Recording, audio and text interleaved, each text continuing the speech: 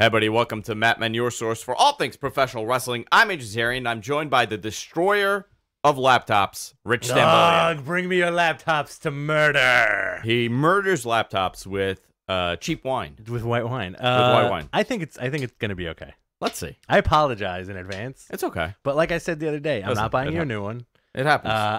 You're going to buy me lunch. I'm going to buy you lunch. I'm actually going to spill wine on all your computers during the day and maybe on your other electronics in the house.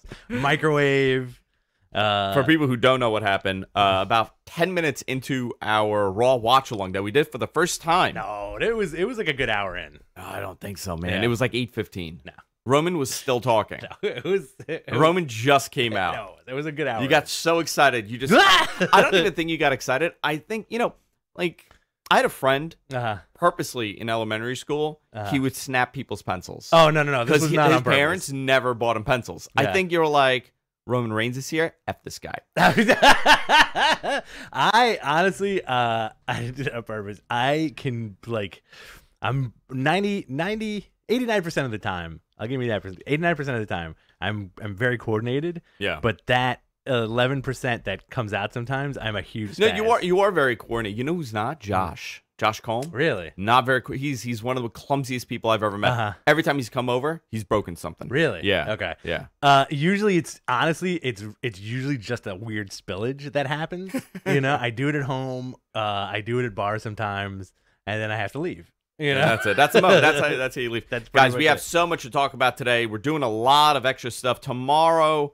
Harry Targinian in studio. Booyah! I still have to schedule. A lot of people have been asking what happened with the Conrad interview. I don't have an answer for you. I'm hoping to reschedule it. Obviously, with the news about Bruce Pritchard. Yeah. Maybe leaving his podcast, and now he's with WWE. So there's stuff going on there. I have not seen Conrad online in a while, so obviously something's happening. And hopefully, when he's back up and running, we'll be able to reschedule. Oh, look at it. Intern Deacon, what did you bring me? Oh. He brought me juice. Yeah. For all my juice needs. I want to check that expiration date. Oh, no, it's perfect. Thank you, Deacon. Do you think I hope he didn't get kidnapped. I hope so, too. By the way, Deacon knows how I like my juice. He mixes it with water. Yeah? Oh, really? Yeah, he puts a little water in You like there. to dilute it a little Yeah, bit? I like to dilute my juice. I got to know more about that. Yeah. So we're going to hopefully reschedule Conrad. We have Jason Agnew on the show in the coming weeks. Rich was on Sunday night's main event. That was great. It was a lot of fun. Dude, it was an honor for me to be on, but I didn't want to act like a fan. I've been a listener of live audio wrestling since 1999, so Absolutely. it was a really cool thing for me. Also, we have a couple independent wrestlers coming on. We have a lot going on for you guys over the next couple of weeks. Obviously, we're in WrestleMania mode right now. We're on our road to WrestleMania, so lots happening. But before we continue, I want to thank our great sponsor, a new sponsor, and that's Hover.com. Go to hover.com/MattMen. You get 10% off your first order when you purchase a domain name with the code MattMen10 at checkout. I'm a big domain name buyer. I own a ton of domain names, and I occasionally give them away to people. Like, I had JoeRogan.co years ago, like 10 years ago, and I gave it to him when those CEOs came out. I tend to buy them just like, I'm like, I'm going to buy it, see what happens. I've sold domain names in the past. I have about 300 domain names. Yeah. Majority of them are with Hover, since they make it super easy to transfer a domain name to them. But this is a great thing about them. You can manage domain names with ease when you're with Hover. Freedom to connect to any web host or site builder, automatically connect to popular web hosts in seconds, and powerful domain name management. So if you want to forward your domain name, you want to do any kind of configuration, it's super easy. The other thing that they are great at is not upselling you. Bad for them, good for you. They are terrible at upselling. You know why? Because they don't do it. It's pretty sweet that they don't do it. Like some of those other guys, I'm not going to name names, but like they'll have the domain name price, and you'll say, wow, this is not bad. And you'll start checking out. And by the time you're leaving, it's like $2,000 for a domain name. Yeah. It happens. It does. I use Hover myself, too. Yeah, you do use Hover. Yeah. And a lot of our viewers use Hover.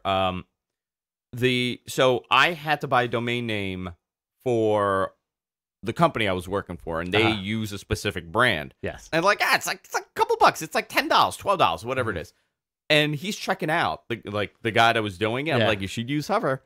And by the time he was done, it was like $76. And he had no idea. And by the way, nobody reads it. You just hit checkout, and that was it. By the way, they don't charge you for free domain name privacy, which a lot of other people do. They don't try to add a bunch of other nonsense to it. So these guys are great. Also, they do domain emails. If you are a professional, like Rich and myself, we're constant professionals. I always tell people, if you want your business to be taken seriously, get a domain name email. Absolutely. It's so much better than, Puerto Rican Princess 94 at AOL.com. Hey, what up? That was mine. That was my email. So much better. But if you want to have a business, you know where I got that email name, by the way? Diana. I'm sure. Diana's email was like our bartender. We had this whole conversation at the bar, and it was like sexy Boricua Chica 88. Hell yeah. At AOL.com. So that's what I call her from now on. Get a domain email. Makes your life so much easier, and people actually respond when it's coming from a professional place. Hover.com/Mattmen. You will automatically get 10% off your first order when you check out using promo code Mattmen10. I want to thank them for supporting the show. Also, before we get into the nitty-gritty of all the news today, I don't know why I keep hitting the one button. Oh, I got this cool keypad. Oh, let me. Suncast convinced me. It's over there. I'm installing it, and it's going to have your photo on when I go to your camera. Very nice. Yeah, it's like really that. cool. I get a camera? You're getting a camera soon. That's the other present here. The rich cam. Yeah, you're getting the rich cam. So these guys are great. I do want to thank everybody that's been signing up for our Patreon. Guys, you are awesome. Yeah. For just $1 a month, you could join our super secret Discord. You could fund the show. If you enjoy the show, you guys could fund the show. You could help us out here and let us continue doing the podcast. Obviously, we're on a roll right now. I think we're on an incline of growth. We are almost at our 2016 levels. It's very cool. I do appreciate the fact that people have been tuning in. Like Monday, I thought was such a great Monday. Was like the litmus test for if we should do stuff like that more 4,000 often. people.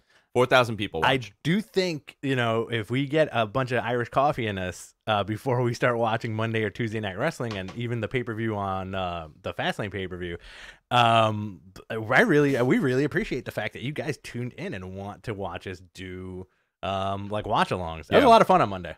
It was a ton of fun. So I think we're going to do a little bit more of those in the coming weeks also. Guys, if you want to see us continue doing it, go to our Patreon, patreon.com/MattmenPodcast. You could go there and fund us. And, of course, Eleftherios is watching from Greece. Our #1 fan in Greece is in our chat. If you're watching live on YouTube, you could hit that super chat button and fund us while we do the show. You can submit your questions, and we'll do our best to answer it. Beautiful. Yeah. So let's get to the news. A lot's going on here. I apologize for that. Bless you. I'm a little. I think you should have just sneezed right into the microphone. I'm a constant professional, Rich. I could never do that. You mean consummate? Consummate professional. Constant professional. I'm a constant professional over here. People loved our that voice that we were doing. It's good. Yeah, people loved it.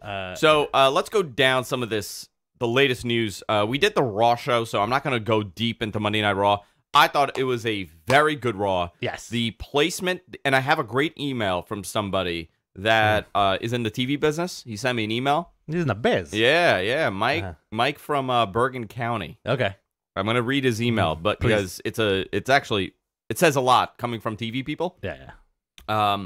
Ratings were up. It was viewership was around 2.9 million viewers.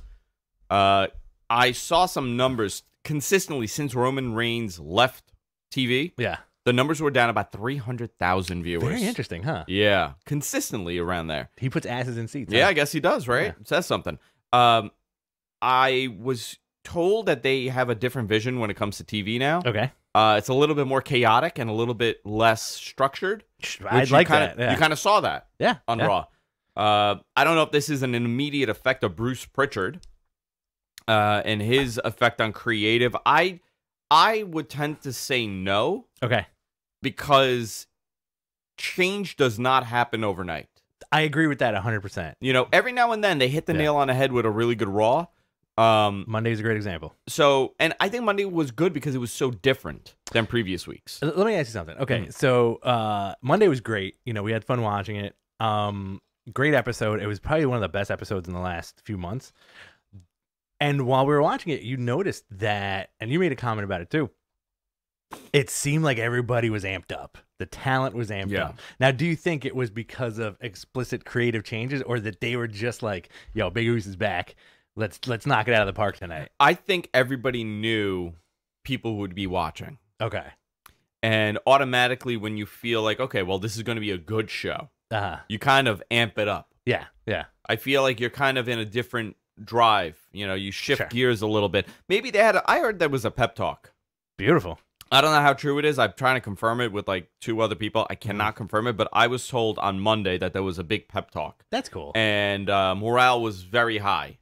It seemed like that, right? Didn't it? Yeah. It seem like from segment to segment, everybody was just kind of nailing it.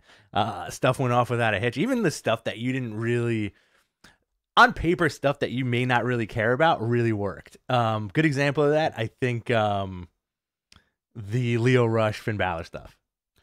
Okay, so It worked. you think so? I think it worked, I thought that was the worst segment of the night. but not the worst segment of the last few weeks. No, that's difficult to kind of top. But Right? when you looked at the writing, and I spoke to someone there, that segment was written previously, Okay. and the Bobby Lashley stuff was done previously, and the Shield that Shield run in was kind of done earlier. They knew that was happening. Totally cool with like that. a week and a half ago. So we're getting a trios match at Fastlane. It looks like we're gonna get a trios match at Fastlane, and that's probably gonna lead into something. Okay. So I kind of wanted to lead into Dean versus Roman. Oh boy. Because that was the original plan for WrestleMania for the main event. Okay. It was supposed to be Dean Ambrose versus Roman Reigns for the title. I don't know if they want to continue that way, and I don't like now. It's like all up in the air. But Roman Reigns is going to have a major match at WrestleMania. I think so too. I agree with that. Yeah, he's cleared. He's back. I don't think. It may not be the main event, but he'll definitely be on the card. No, definitely not the main event. No. Yeah. And I do think it's very interesting because like you get a lot of cool stuff on Monday, and I think for the first time in a long time, we're getting this road to WrestleMania that is not very clear. It might be off the beaten path, one might say. You know, like we already know what the main event is. You're going to get Brock versus Seth, or is it going to be the Ronda stuff as the closer? You know what? You bring up something interesting here.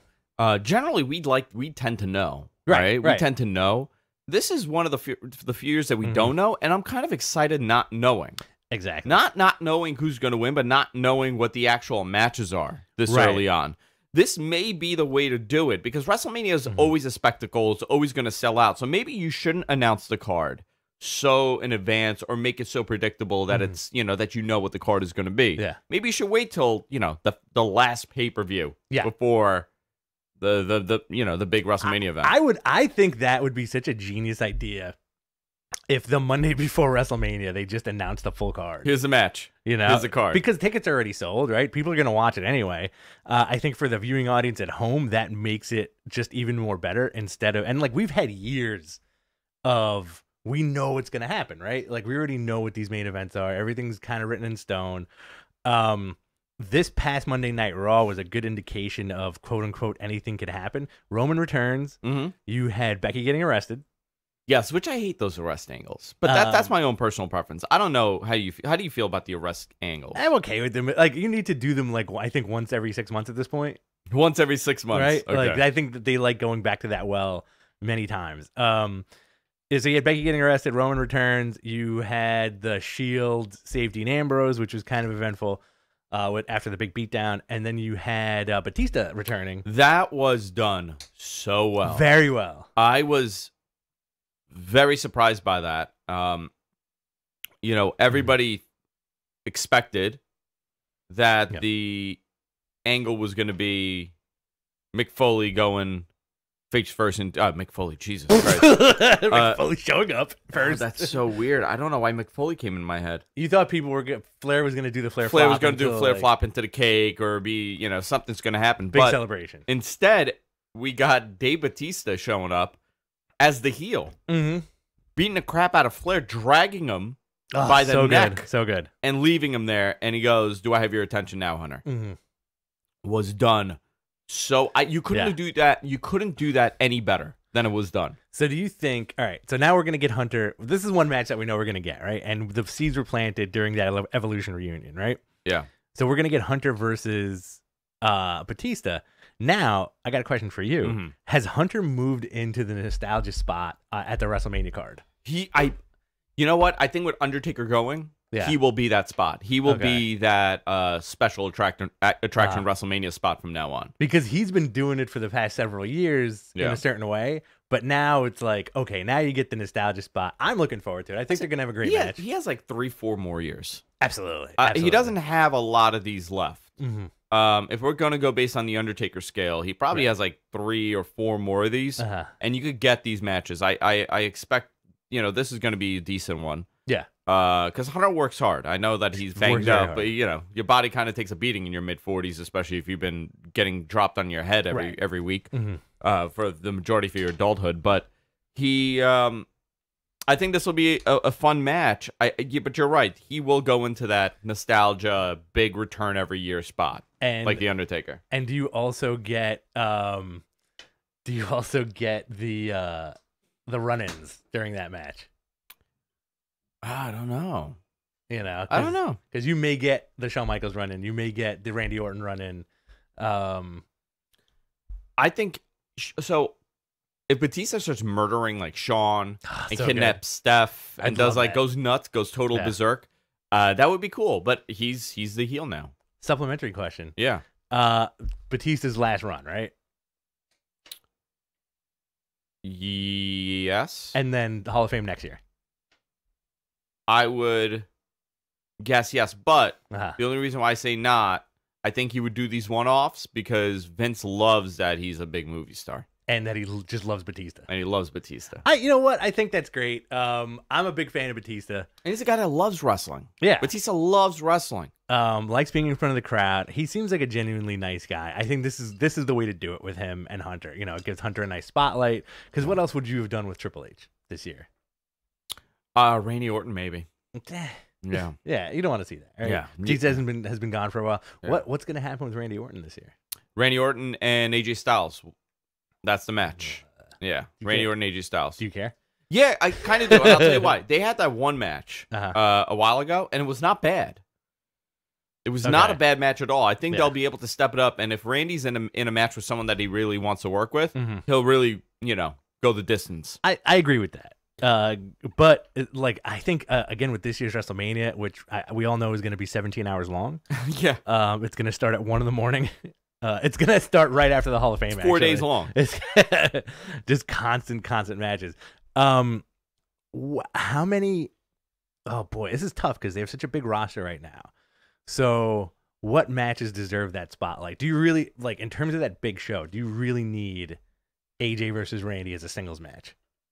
What else are they going to do? They got to put him in there. They got to get paid for WrestleMania, right? Essentially, WrestleMania is also a reward. It's not what's the best match. Sometimes it's also the reward for how hard you work throughout the year. Right. So AJ Styles obviously works his ass off every year. Randy Orton, if he's on the card, he's definitely in a WrestleMania match. Yes. In a profiled WrestleMania match. The bigger question is where's Nakamura on that card? Right. And Andre Battle Royal. I don't know if they're doing it. There's been no information about it. Andre the Giant. So let's sum up Raw. Yes. I thought Raw was a B+A show. Great. Very good show. Agreed. Batista attacking Ric Flair. Perfect. Very unexpected. Absolutely. Mania matches are starting to line up. We're starting to see some of these things happen. Viewership 2.9 million. Bruce Pritchard started last week, so this may be an effect of that. Flair's birthday guests. Oh, so good. Steamboat chopping the shit out of everybody, right? Steamboat, one more match for Steamboat. Dude, he looks so good. Yeah.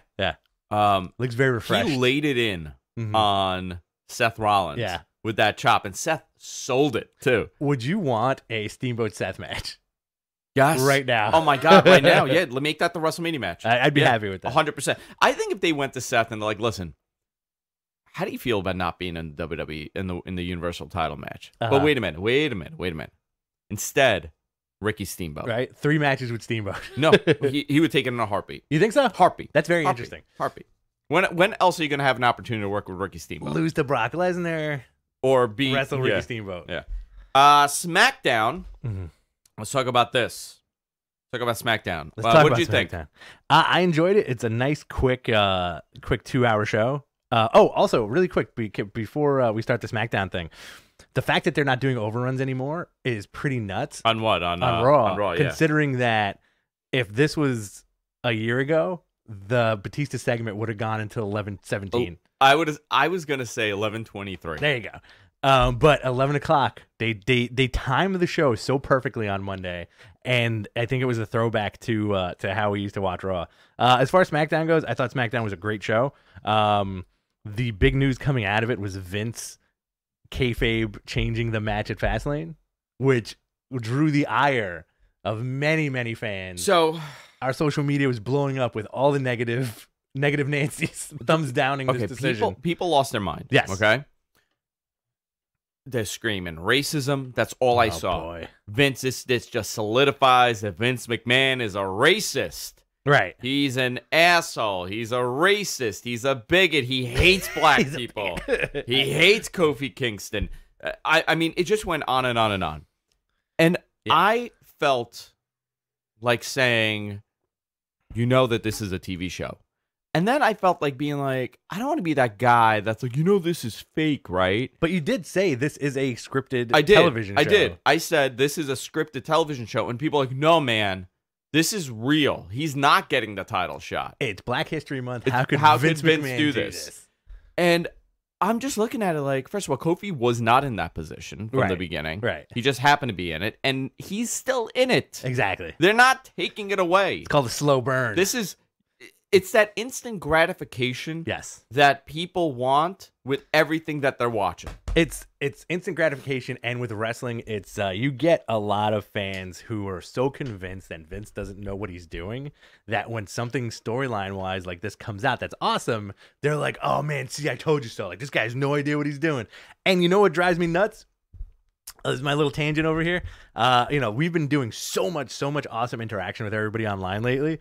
But I think at a certain time of night, maybe people are popping pills, doing a little this, doing a little that. Who knows what they're doing? I'm pointing to my arm here, maybe a little this guy. And we're getting these illegible messages. Oh, dude. And no, I just think people can't write or read. And I'm like, what's happening right now? Why do you feel? And we'll say, hey, why do you feel this way? And it'll just be like another completely illegible, like a 3-year-old grabbed your phone. Vince McMahon, we need... And then people were calling to... I forgot what that girl was screaming. To rush his Twitter account or bombard his Twitter account. Right. And so it's a term, right? And we figured this out with the Roman Reigns stuff. Years ago. We didn't even say anything bad about Roman.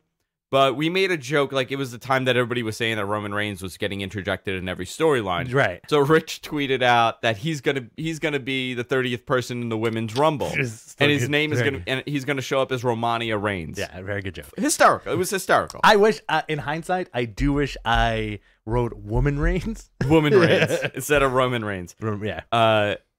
And people freaked out, and they started calling you transphobic and homophobic and hater of Roman Reigns, and it was bombardment. It was like one after another. And I looked at it was like hundreds of these, dude, like for a joke. And I looked at it, and a lot of them are bots. Right. And it's a lot of them said the same exact thing. Exactly. And I think what it was, it's like a Roman Reigns group, and they're like, okay, everybody message this to these guys. Right. The funny thing about that is for every response I wrote, do you even watch our show? Yeah, and I was like, we don't really hate on Roman Reigns ever. No. I love the guy. So I was happy that. You know what I love on Monday? The dudes who jump up and down. Oh, yeah. I love those dudes. They're so happy, man. Yeah. I'm rarely that happy in life. Happy people make me very happy. So when you got to look at it as a storyline, Kofi Kingston is still in that angle. Yes. They're not randomly bringing Kevin Owens in for no reason. It's like, you don't deserve it. Here you go. But isn't it like, so what is Kevin Owens now? Is he a heel or a face? Kevin Owens? Yeah. We don't know. Right. What's Stephanie? Right. Stephanie was a heel on Raw and a babyface on SmackDown. Yeah. Yeah. I think she was a face on SmackDown. You think so? She was upset that Kofi got taken out of the match. Okay. and Vince is playing the out of touch CEO that's making weird decisions because he doesn't like what his kids are doing. I really enjoyed it. I'm really glad to see Kevin Owens back. The dude looks really good. I think he's coming back with a fire. I do also like how Daniel Bryan in that first segment was just sitting there completely stone-faced, watching what was transpiring in front of him. Yeah. The Kofi thing is not over. They're not going to break up the New Day. If anything, this might be that build. Remember when Dolph Ziggler won the title? I think they are breaking up the New Day. Yeah? Mm-hmm. Remember when Dolph Ziggler cashed in on Del Rio a few years ago? And you got the biggest pop on the Monday after WrestleMania? Who's to say that that won't happen with Kofi? At one point. If he wins it, listen, man, I told you, I'm going to have to eat that hot chili thing if he wins it. Maybe he's facing him at Rumble. maybe at Mania. Maybe that's the Mania match. They moved it to Mania. Kofi versus Daniel Bryan. And that was not the match. I'd love that. The match was Kevin Owens. 100% the match was Kevin Owens, and now things are shifted. So it's chaotic. A Kofi KO Daniel Bryan match for WrestleMania would be very cool. A Kofi Daniel Bryan. I don't know. I don't know how I feel about it. Kofi versus Daniel Bryan versus is Kevin that a Owens? marquee match? Is that a marquee match? The SmackDown title matches are never really marquee matches. If you could let me tell you something. If you could outdo Bray Wyatt and Randy Orton wrestling on top of a bunch of holographic worms, I think you'll do okay. Yeah. That was oh my God, one of the worst matches in WrestleMania history. That was so bad. For the SmackDown belt. I forgot the worms. What was the SmackDown title match last year? The WWE title match? AJ Styles Nakamura. Right. Great match. Great marquee match. Yeah. I don't know if Kofi Kingston Daniel Bryan is a marquee match. Oh, what would make that a marquee match? I think Kevin Owens, it could be a three-way. Maybe it's a three-way match. Right. I'd love to see that. Listen, Kofi winning that title at WrestleMania would be a very interesting moment, but it would obviously be a transitional moment for whoever, for maybe a Kevin Owens. Sure. Maybe that's how you do it. Put the belt on KO again. Put the belt on KO again. KO got a lot of new tattoos also. They're not terrible tattoos. No, he did, and it's covering his Brahma Bull. Yeah. Do you have a Brahma Bull tattoo? I want one. Yeah. I want a right on my butt. Ooh, yeah. It was like two mirror images. Right? Hey, listen, I'm having a lot of fun here today, but since we're talking about professional wrestling, I get very excited when I watch pro wrestling, and you could get excited too with BlueChew.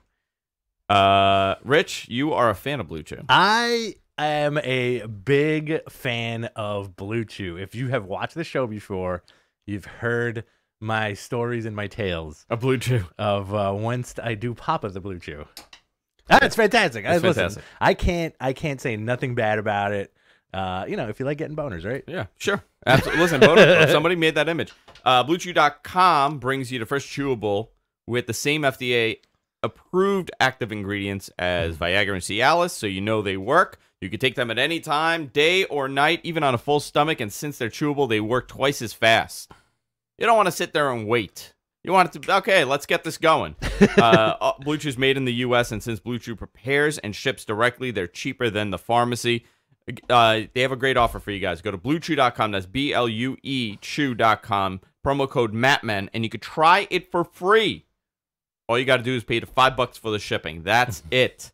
Easy breezy. BlueChew is better, cheaper, and faster to get and to use. Yeah.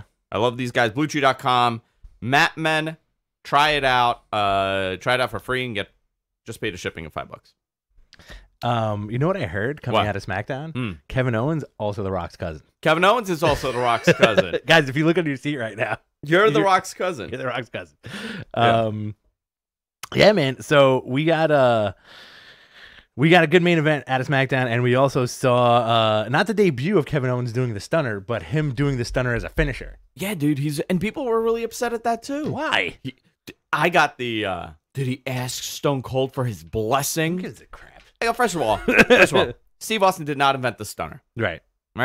People have been using a variant of the stunner for years. Two, if your boss is telling you, all right, by the way, your new move is a stunner. Hell yeah. You're gonna say, okay. Yeah. The last thing you're thinking is, no, I gotta wait and call Steve first. Right. I gotta call Steve. Hey, how can I help you? By the way, ratings were down For 5%. There was a tremendous drop, 12 to 17. So the kids were not watching for whatever reason on SmackDown. Very interesting. Ciampa's banged up. He's hurt. It sucks. They're using him very limitedly. Mm-hmm. They are going to be in the Dusty Tag Classic though. DIY because that's recorded, right? I think it's going to be recorded. Okay. Ciampa's banged up. Bruce is back in a major creative role. I want to talk about this. Do you think Bruce is responsible for anything that we saw? I think he definitely helped. You know, I think the segments were a lot tighter and a lot more produced. I think if anybody knows how to time live television, it would be him. Yeah, it's Bruce Pritchard. You know, and just going by like what this guy had to endure during his early career and his career starting in his 20s with Vince McMahon, and kind of learning on his feet like that. And I think he definitely helps. I think his presence definitely helps the product. As far as like what he did and didn't do, it's kind of hard to tell, you know, but I do think he will have like a nice little effect if they keep him on board. You know, hopefully this is not one of those 3-month things. Yeah. And he gets into an argument and they can him again. But I do think you're going to feel these effects going forward. I wonder if they trim the fat on the writing team too. Yeah. I know that they got new writers. Okay. They hired a couple new writers, so I don't know who got moved. There's a lot of stuff happening here.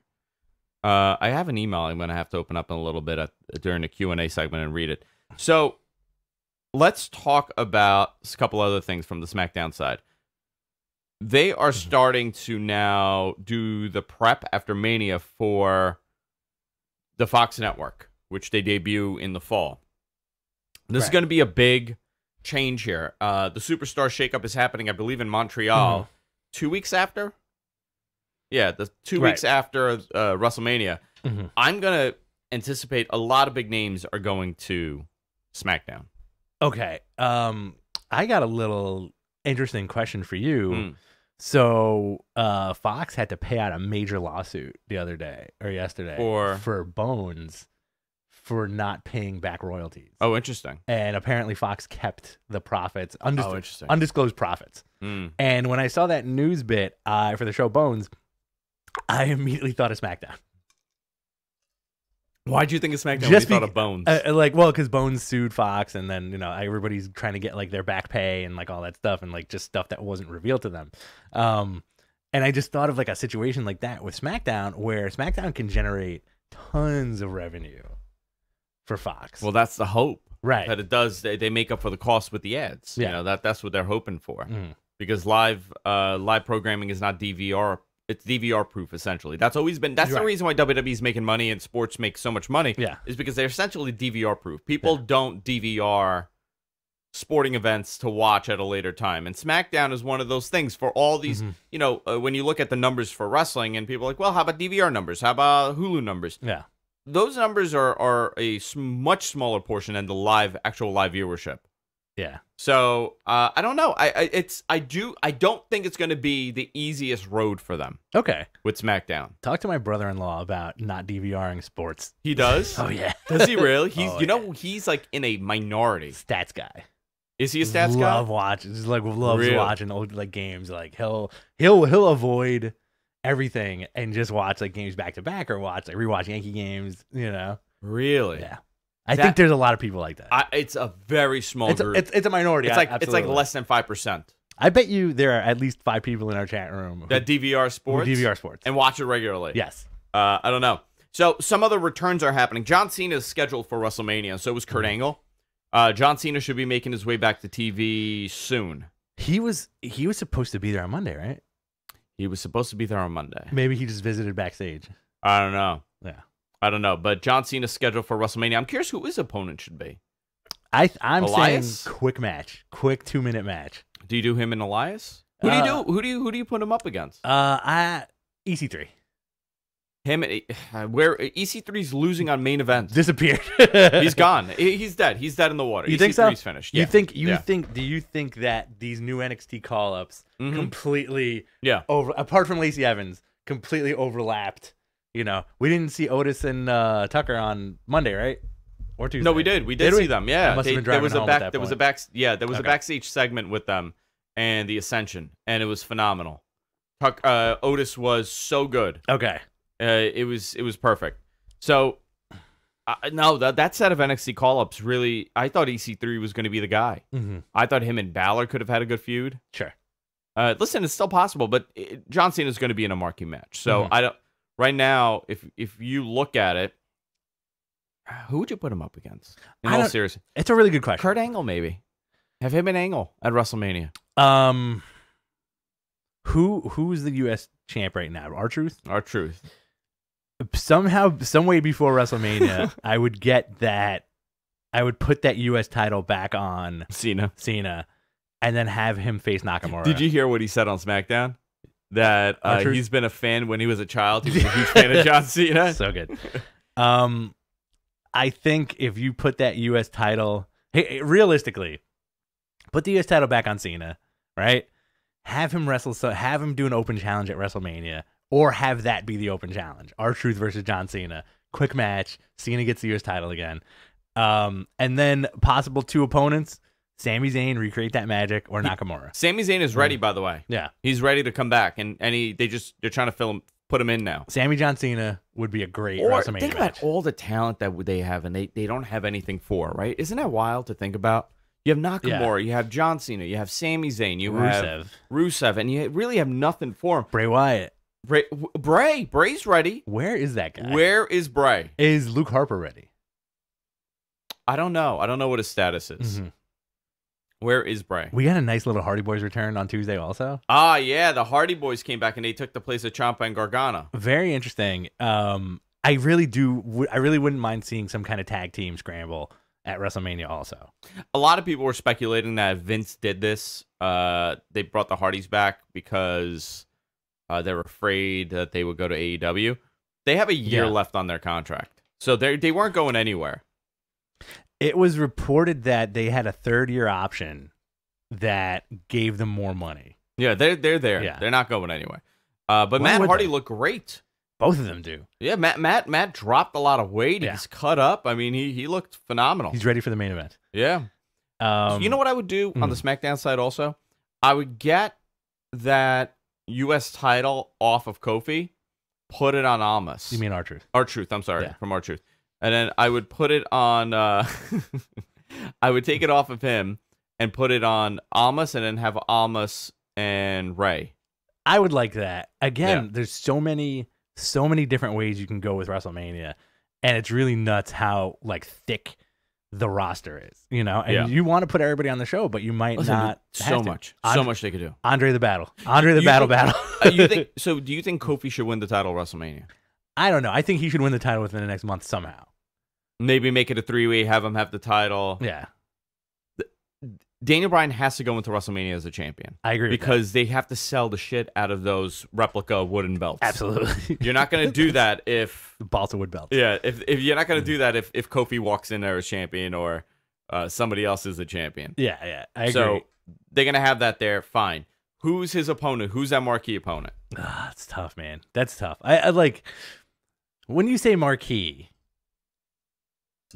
A WWE title match at WrestleMania. Yeah. Who's that guy? But traditionally, I feel like that belt has not been defended in more often than not. It was Bray Wyatt versus Randy Orton, a marquee match. In theory, you know. Okay. On paper. Okay. Transitional, right? Yeah, that was a weird. Bray had the belt for a month after Elimination Chamber, and then dropped it to Randy Orton at that WrestleMania, right? Tim Anger, $5. Thanks a lot, brother. Thanks, bud.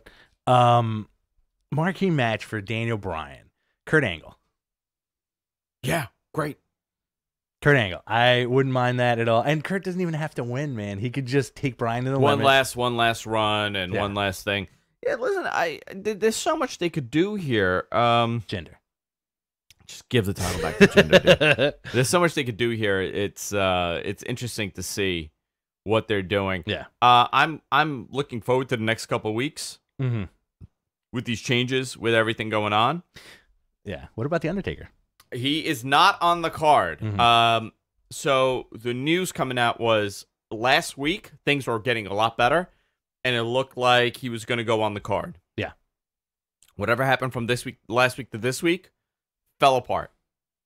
Undertaker, they're back to bad terms again. So Undertaker's not right. Listen, by the way, this is going back and forth. So there's a good chance the Undertaker's going to show up. I would actually be very surprised if he's not there, no matter how bad the situation is. But that rumor that he might be doing a podcast with Conrad, Dead Man Talking. That's gonna happen at Starcast. I want it to be a podcast about recipes. Dead Man Talking. How Mark Calloway just prepares his food. What do you think he loves? What's his favorite food? Everything is just seasoned with salt and pepper. That's nothing else. That's it. I got a steak the other day. I put it on the grill. Salt and pepper. We're done. And that's it. That's the whole podcast. 2 minutes of the Undertaker talking about cooking. Yeah, Undertaker's not on the card right now. And it doesn't feel like WrestleMania without him, though. When's the last time we did not have Undertaker show up at WrestleMania? Oof, that's a great question. Right? When is the last time Undertaker was not on WrestleMania? Someone would know this. When he was hurt, obviously. Right? That maybe the one. No, when he was hurt, and then I think he took some time off for a while, right? Like after Deadman Inc. After he got buried by Kane. He got buried in November, and he came back for WrestleMania. He came back for WrestleMania, yeah. And then he's been. That was what 2004. That was WrestleMania 2004. WrestleMania 20. He came back. He missed 15 or no 7. He missed that in between Deadman. Right. When the first Deadman and Biker Taker 2000. Yeah, he missed WrestleMania 2000. Yeah. So you're talking this is going to be 18 years of consistently Undertaker WrestleMania. That's wild to think about, Isn't it? You're kind of conditioned now to hear the gong. Yeah. You would be kind of conditioned to hear that, but if you think about it, since 1992, Undertaker has been a moment in WrestleMania. Do you count any of the matches after his loss to Brock Lesnar? I think he became a spectacle at that point. Then it's more of a, oh man, it's the Undertaker. Okay. I think the last WrestleMania match that he had that it wasn't a spectacle was him and Edge. Really? That was like the last real Undertaker match. No. After that, he became a marquee. It became a marquee. Okay. It became a special attraction, with Shawn and Hunter and CM Punk and the Brock Lesnar. And then I did like the Roman match. The one that closed out Mania. Yeah, that was not bad. Not a bad match. The Bray Wyatt match, that was a big no thank you. Everybody crapped on that. That was the one that he came back after the hip surgery, right? Yes, I think so. Okay. People are really crapping on that, and they're like, oh, Undertaker moves really bad. I thought he moved really well in that match. Yes, but not a great. I don't think it was a great match. But it was an attraction. It was a moment. And the Cena match, which was also kind of a stinker. Was that a match? Right. Yeah. It was like 5 minutes last year. The squash match. But does he need to do a match at this point? No. Can't he just come out and have like these quick, matches or interactions or Yeah, something. But you want to bring his record up to like 30-2. Oh boy. I would just have him come out and like challenge somebody. Yeah. And have him beat him after 10. He doesn't have to do a 20-minute match. Do like a 9-minute match. Ideally, if you had to choose one opponent for Taker this year, who would it be? This year, Undertaker opponent. I'm going AJ Styles. I would love that. Yeah. That sounds like a really interesting thing. AJ could. It's so easy for everybody, right? Exactly. All you have to do is get out there and cut a promo about how you've achieved, and I'm talking about like main guys, right? Main players. You've achieved so much in professional wrestling. I was a champion in Japan. I was a champion in TNA. I was a champion in WWE. Well, one of the longest reigning WWE champions at the modern era. Right. One thing I've never done is beat The Undertaker. Only 2 people have done so. Right. I want a shot. Yeah. Oh, my God. I'm in. I'm committed. Great lead up. Phenomenal one versus the Phenom. It writes itself. How disappointing is it that we got to see a Shawn Michaels return in 2018 that nobody is talking about. That nobody gives a crap about. That nobody cares about. I think that was the biggest. You know, you talk about like it's everything kind of blends, right? Mired in controversy. Yes, Yeah. on so many levels. But like you and I, we talk about professional wrestling every day with each other. We do. We write about professional wrestling every day. We Yeah. tweet about it. We Instagram, and everything at one point kind of just mushes in. Yes. Right? Like because when you start watching, and this is a negative, and this is kind of like a little insight. When you start watching as an analyst to an extent, those exciting moments and kind of blend because you're trying to be unbiased about how you feel about something, and that's kind of difficult. Yeah. So what I do that will make you hate wrestling. By the way, if that's how you watch wrestling, you're gonna end up hating it. Yes. I think most fans hate it. That's why most fans hate it because everybody watches it as a critic and rather than entertainment. I know what's right for the business. So what I generally do if I watch a pay-per-view, I watch it again the next day. Oh, same here. Before I talk about it. Yeah. I like to have the real reaction where I'm excited. I'm genuinely excited. Yeah. If I'm watching it as an analyst and everything that happens, I think about, you know, oh, well, what's going to happen now? Well, where is this leading? You kind of don't enjoy moments. Right. Because then you think about what the next step is or what they did wrong with this step. Like, yeah. Shawn Michaels, however, in 2018 was a mistake. Yeah. I was very excited for the return. I thought he looked great. Yes. The only reason why it's a mistake was you had one Shawn Michaels match. Right. I know Vince most likely, and everybody thought, well, if we get Shawn in the ring, he's going to want to do one more. Yeah. He's going to want to do a WrestleMania match. Just one more. Yeah. He'll do it, and that'll be it. That'll be it. No more. It was such a disaster of a match between Undertaker being banged up, Kane being slow, Hunter tearing his arm, Shawn ending up having to do the entire 28-minute match. Yeah. Shawn worked the whole match. Great. But it was also, if that match was just the last 6 minutes of that match, I would have been very happy. If that match was 20 minutes. Yeah. And with a healthy Hunter, I think Shawn would have had this match. He would have done a WrestleMania match. I agree with you there. It's also like one of those things that Saudi match was very much like, I feel like for fans and the world, it was like a fever dream of like, that didn't happen. No, that didn't happen. That's not real. No, it's not real. It's not real. It is a figment of our imagination. They removed it from the network. They replaced Shawn. What did they replace Shawn with? Chris Benoit. Another horrible moment. No. They like. I feel like it's one of those things where you're like, I forgot the name of the. There's one James Bond movie that it was not called a James Bond movie. It was a movie made with Sean Connery as a secret agent, and nobody addressed the fact that he's supposed to be James Bond because it wasn't under the company that owned James Bond. I consider that this version, the wrestling version of that, where you're like, I guess, but it's not real. You know, this isn't really happening. By the way, Undertaker missed 94 as well. That was a Yoko casket match. Yeah. Which I want to kind of touch on that at the end of the show. We have about 20 minutes, so we'll do Q&A, and then I want to touch on that because I kind of did fan fiction over the weekend. Yes. On erotic Shield fan fiction. Oh, yes. The best kind. I've been writing my novel. Did you follow that thread that I posted about Lex Luger? Yes, kinda. I want to kind of touch on that. The house show thread, right? Where they just to get the crowd reaction. Yeah. Okay. So I want to touch on that and a whole lot more. But before we go into that, I want to remind everybody. I want to thank everybody for watching live. We're here. We're watching the show together. We're doing the show together. We have great people in our chat room. A whole lot of people in there chatting it up on our YouTube chat.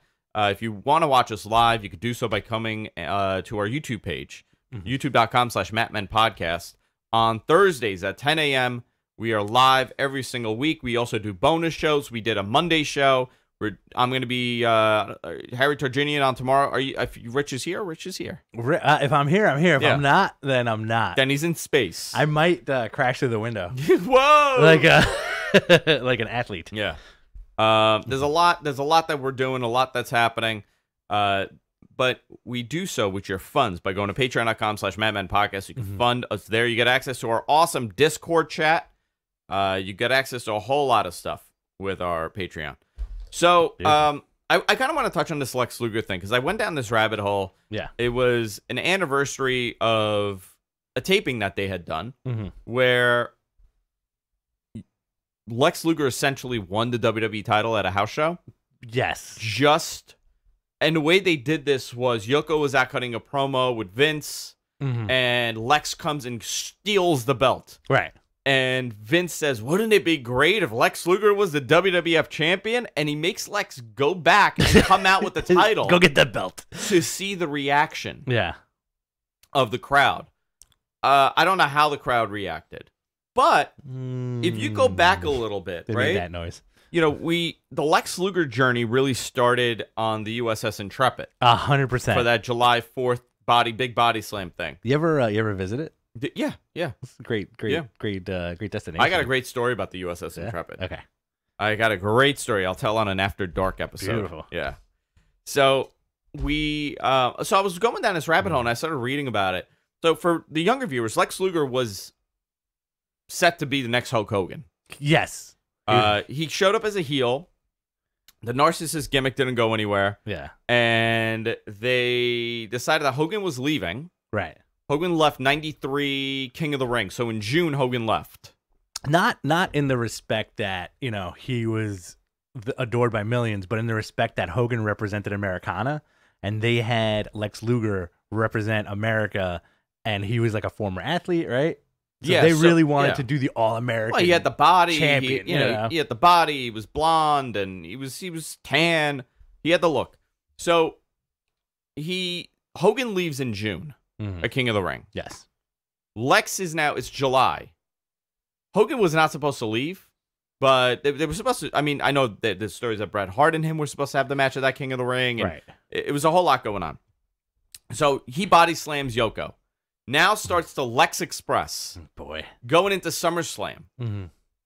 He should have won the title at SummerSlam that year. Okay. It ended in a DQ of him winning. But think about how this changes everything, right? Okay. He wins the title. Mm-hmm. Survivor Series is a mixed tag. Right. That's what it was.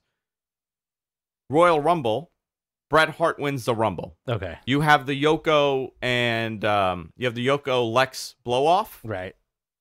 Lex now has the title. First time it's a babyface, big deal, right? You don't see that too often. Yeah. And that's how you begin the Bret Hart title, title. I know he was champion prior, but that's how you continue the Bret Hart era.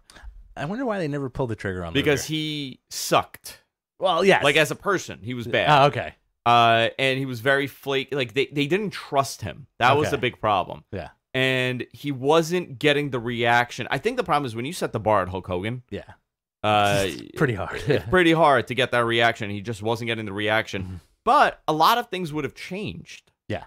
In the path of that era. I think Bret Hart beating Lex Luger at WrestleMania, that would have been WrestleMania 10. Yeah. Would have been a big moment at the Garden. And what was the main event of WrestleMania 10?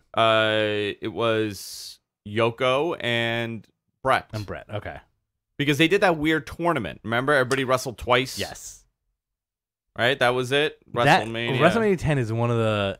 we would have been robbed out of that great Bret Hart, Owen Hart match. Yeah, like WrestleMania 10 is one of those that like it just escapes my memory. Whereas like 9 was from Caesar's Palace, right? In Vegas. 9 was Caesar's Palace. 9 is one of my favorite WrestleManias. Is it really? Yeah. It's one of the worst. I love that WrestleMania. I think because of the visuals, it was cool. Oh yeah. But historically, it's one of the worst. So WrestleMania 10 was the following: the Heavenly Bodies. Jimmy Del Rey and Dr. Tom Pritchard. Okay. Defeated the Bushwhackers. Owen Hart defeated... This is what it was. Owen defeated Bret in a 20-minute opening match. This is 10. This is WrestleMania 10. Okay.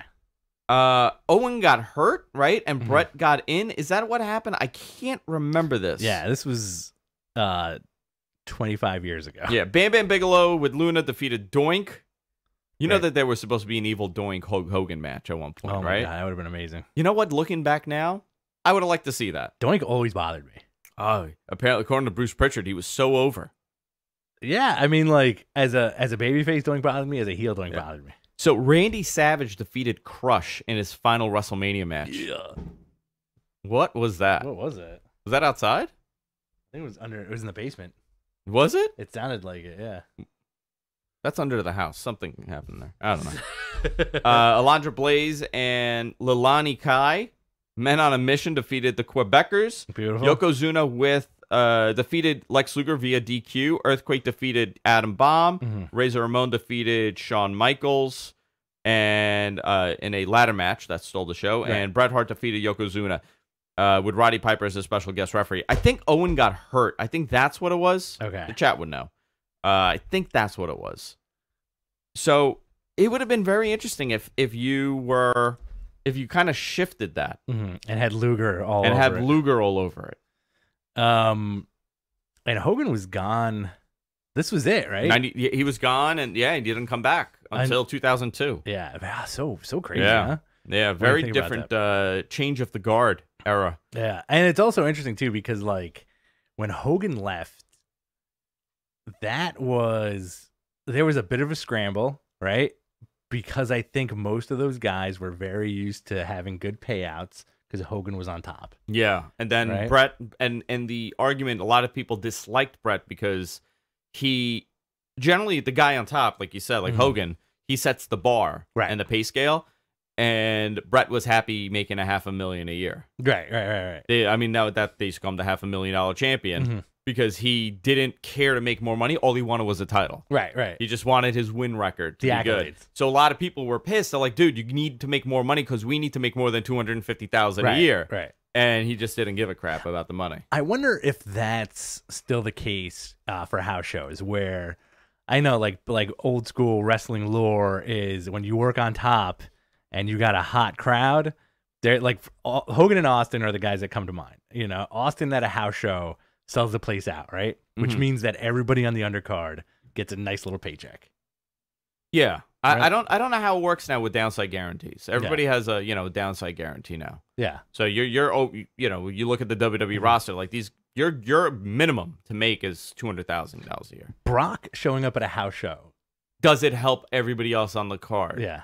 It has to. If it's still like that. I don't know how that. I don't remember how the structure. I knew this answer at one point. Yeah, because I think the structure now is probably just like everybody gets paid scale. Where it's like doesn't matter how long you work or what you work, you get bonuses for certain things, and then if you're doing house shows, you're still just gonna get paid like whatever.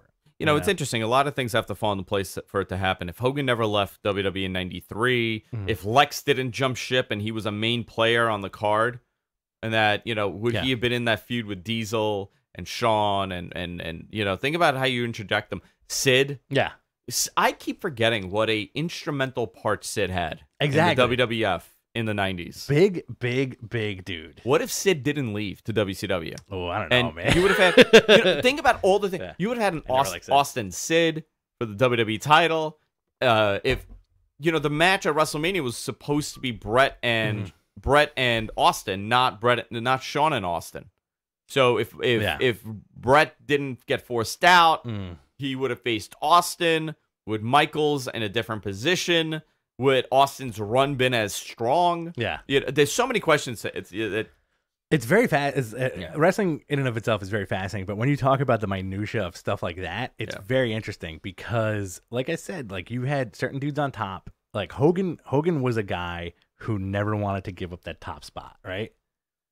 I don't think anybody would want to give up a top spot. But at this point, Vince is a bit of an ageist where, once somebody starts getting up there in his eyes, it's the youth movement. It's the perpetual youth movement, right? Yeah. Putting Macho Man on commentary, getting him away from in-ring action. And imagine the matches we would have had with him, with Shawn. Because I know you wanted the feud with Shawn. Right. At that point. Put him over so he can just go back and do commentary. They didn't want to do it. If only they let Macho Man do that, Macho Man on commentary is ridiculous, by the way. Amazing. It was insanely amazing, yeah. Let's go to some Q&A. Guys, if you have any questions, submit it our way. We're going to do our best to answer your questions. I'm going to start off with an email that I got here. Please do, sir. Somebody in the TV business. Reveal their full email address. It's Mike in Bergen County. I'll do that. So I'm very critical of the WWE. But I have to give credit where credit is due. They did a great job last night, and it was much better than usual, and people in the TV business are talking about it. If Ronda would say her lines without stuttering, it would have been an A moment versus a B moment. Roman Reigns I can't even comment other than A+. And finally, WWE has a face that everybody could get behind. How can you root against the guy who battles cancer? Even WWE fans have a heart. Aleister Black is a great character. Ricochet is lacking depth, which is interesting to think about. Shield reunion is something people will get into. If you add Braun as an additional member for that mixed tag, then you created a monster faction to go up against the heels, and you could go forward from there. I think that's actually what they might end up doing there. Yeah. Batista at the end. Do I have your attention now? Wonderfully written. The phrasing was absolutely perfect. It also puts Hunter and Batista on the same level as Reigns and other headliners. I think that's true. Kudos, brother love, if this is your work. Vince proves that he's right once again. They create drama, and the talent is what... The drama and talent is what makes the show, not so much the wrestlers, considering we've had consistent wrestling on for 2 years. That's been great, but now you add a storyline to the mix, and people are talking. Interesting. Was that it? That's it. Yeah, the great points. Did this person just give you his 2 cents? That's it. No, I get the 2 cents every week. That's he pretty watches cool. the show, so I get the 2 cents Awesome. every week. I agree with most of that. That Ricochet thing's very interesting because that's what people have always said about the guy. Where it's like he's amazing, but like there's no depth. There's no depth to the character, right?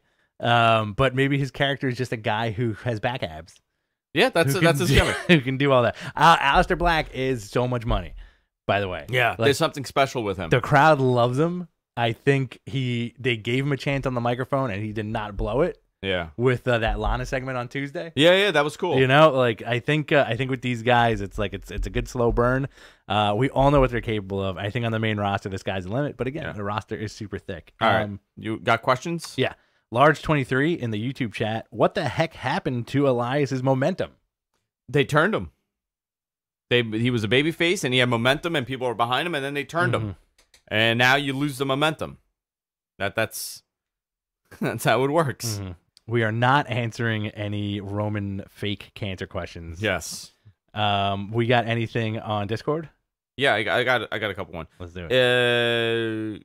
Let's see. If the Owen Hart death never happened, do you think he would have been WWE champion? No, but he could have been WWE champion when he was venging his brother's respect, I guess, and honor with Shawn. Okay. You remember they were going to do a feud with Shawn and Owen, and that was supposed to be like a really hot feud, and it didn't happen because of the timing of everything. I think that played a major part here. We got, do you think WWE, from Eric Wiley, or Willie, do you think the WWE product would be better if they stopped scripting promos and let the guys be themselves? Yes, to a certain extent. Some people. Some people. All right, some people do great with scripted promos. Yeah. Other people do great with bullet points. I think telling a guy now, be like, hey, by the way, you're on, go, here you go. Yeah. These are not guys that have had to do that too often. Right. So you definitely need bullet points. You know what's funny though? Let me ask you this: Sure. if tomorrow they said, you know what, no more scripted promos. Here are the bullet points. You got to talk about your WrestleMania match. Yeah. You got to talk about your match tonight, and you got to talk about how you're going to be the best at everything. You got 4 minutes. Go. Okay. How many of those guys would do a killer promo? 50-50. You think 50-50? I think 50-50. I think the worst thing, and there is a very cut and dry reason why there are scripted promos. It's because the worst thing you can have in broadcasting, especially live broadcasting, is dead air. Because dead air comes across very awkward to any listener or to any viewer. So just imagine handing somebody a bullet point sheet. Let's say Ricochet. I'm not saying Ricochet is a bad promo, but let's say Ricochet or EC3, and then all of a sudden it's like, hey man, I'm here to do a job. TikTok, TikTok, TikTok, TikTok. And I'm supposed to. Yeah. You don't want it to be awkward, right? Yeah. I would rather stuff sound like it's read off a page than have just like the dopey trailing off the stuff most people are not good at promos. Okay. It's the exception that stands out. It's tough, right? You know, a promo is tough. You gotta be in and you gotta be on. Like you can't be thinking about my divorce with my wife. You know what I mean? Yeah, The things like that, or how I'm gonna pay the bills, or the new car I'm buying. You got to be like in the moment, in your character, in the zone. And I don't think I don't think any era of wrestling was like the best era for promos. Right. I think you had guys that were extremely special, like Dusty Rhodes, Ric Flair. You had Arn Anderson. You had Tully. You had great promos. I'll forget it. But you look at top names in the business. Yeah. Overall, how many of those are great promos? Okay. Very little. Okay. 1 out of the 10? Out of 2 out of the 10? What scope are you talking? I'm saying in general with any era, right? Like look at let's do the main event scene on SmackDown and Raw. Right now. Okay. Who's a great promo on SmackDown? Great. I'm talking great promo. Great promo. Great promo. New Day. Are they a promo? I think when they get a chance on the microphone, they do very well. Daniel Bryan? I don't think Daniel Bryan is a great promo. Really? I think he has delivered great. I don't think he's a great promo. Okay. Who's the promo guy? Okay, let me change that. Okay. Let me change the question. Who's a promo guy? Who's a guy that comes out every time and cuts a killer promo? Joe. Samoa Joe. Yes. Yeah. Yes. Joe rocks it every time. Every time. You could give that guy anything, and he's awesome. I think because he knows his character. I think he's definitely a bullet point guy. Yeah. Dean on Raw. I think they just let him do whatever at this point. No, Dean isn't good. You know, Dean's not a solid promo. Is he? I don't know. So. I don't. Doesn't do it. Who's the best promo on Raw for you? That's a great Paul Heyman. Okay, sure. Cop out answer. Who's the best? Probably Hunter. He's a very good promo. Hunter's a great promo. I think Becky is believable when you use words that work. No, she's forced. When you use words that work for her, she's a great promo. I think Ronda's believable when she doesn't screw up her promo.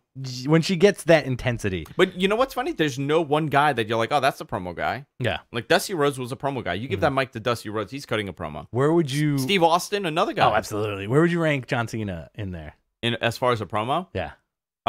He's fired up. You know what? He still cuts an old school promo. I don't have to love his promos, but John Cena could cut a decent promo. Good. He gets you to where you're supposed to go. Yeah.